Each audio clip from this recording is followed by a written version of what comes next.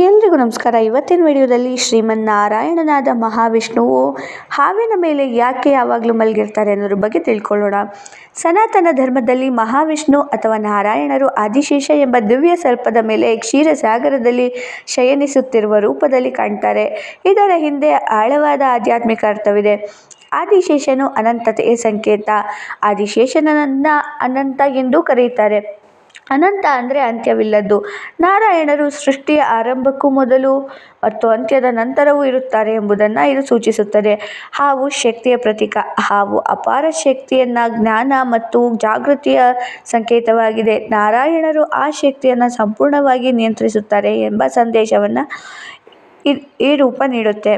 ಕ್ಷೀರಸಾಗರ ಶಾಂತಿಯ ಸಂಕೇತ. ನಾರಾಯಣರು ಕ್ಷೀರಸಾಗರದಲ್ಲಿ ಶಯನಿಸುವುದು ವಿಶ್ವದ ಎಲ್ಲ ಚಟುವಟಿಕೆಗಳ ಮಧ್ಯೆ ಪರಮ ಶಾಂತಿಯನ್ನು ನೆಲೆಸುವುದನ್ನು ಸೂಚಿಸುತ್ತದೆ.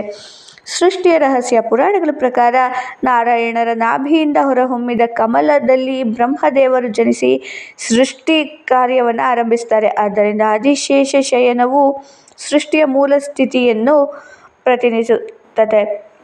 ಭಕ್ತರಿಗೆ ಸಂದೇಶ. ಜೀವನದಲ್ಲಿ ಎಷ್ಟೇ ಕಷ್ಟಗಳು, ಭಯಗಳು ಅಥವಾ ಸಮಸ್ಯೆಗಳು ಬಂದರೂ ಮನಸ್ಸನ್ನು ಶಾಂತಿಯಾಗಿಟ್ಟುಕೊಂಡು ದೇವರ ಮೇಲೆ ಭರವಸೆ ಇಡಬೇಕು ಎಂಬ ಸಂದೇಶವನ್ನು ನಾರಾಯಣರ ಆದಿಶೇಷ ಶಯನ ನೀಡುತ್ತೆ. ಕುತೂಹಲಕಾರಿ ವಿಷಯ ಅಂದರೆ ಆದಿಶೇಷನು ವಿಷ್ಣುವಿನ ಪರಮ ಭಕ್ತನೆಂದು ಹೇಳಲಾಗುತ್ತದೆ. ಭಗವಂತನ ಸೇವೆಗಾಗಿ ಸದಾ ಅವರ ಆಸನ, ಹಾಸಿಗೆ ಮತ್ತು ಛತ್ರಿಯಾಗಿ ಸೇವೆ ಸಲ್ಲಿಸುತ್ತಾನೆ. ನಾರಾಯಣರು ಹಾವಿನ ಮೇಲೆ ಮಲಗಿರೋದು ಭಯದ ಸಂಕೇತವಲ್ಲ, ಅದು ಅನಂತ ಶಕ್ತಿ, ಶಾಂತಿ ಮತ್ತು ವಿಶ್ವದ ಮೇಲಿನ ಸಂಪೂರ್ಣ ನಿಯಂತ್ರಣದ ಸಂಕೇತವಾಗಿದೆ. ಈ ಮಾಹಿತಿ ಇಷ್ಟ ಆಯಿತು ಅನ್ನೋ ವಿಡಿಯೋನ ಲೈಕ್ ಮಾಡಿ, ಶೇರ್ ಮಾಡಿ, ಸಬ್ಸ್ಕ್ರೈಬ್ ಮಾಡಿ. Thank you for watching.